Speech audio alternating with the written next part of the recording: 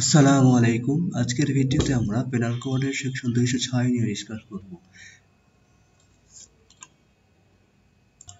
এখানে বলা হচ্ছে যে কেউ যদি কোনো ফরফেচার, সিজার বা execution of degree or proceeding avoid করার উদ্দেশ্যে প্রপার্টি রিমুভ করে বা কনসিল করে বা ট্রান্সফার করে বা অন্য কোনোভাবে এটা নিয়ে ডিল করে, যাতে করে সে কোর্টের ফরফেচার, বাজেয়াপ্তি বা সিজার, তারপরে কোনো ফাইন স্যাটিসফ্যাকশন বা কোনো অর্ডার বা ডিগ্রি এক্সিকিউশন করা প্রিভেন্ট করতে পারে, তাহলে সে এই ধারায় শাস্তিযোগ্য হবে এবং এই ক্ষেত্রে তার শাস্তি হতে পারে সর্বোচ্চ 2 বছর পর্যন্ত ইমপ্রিজনমেন্ট অফ এদের description or with fine or with both।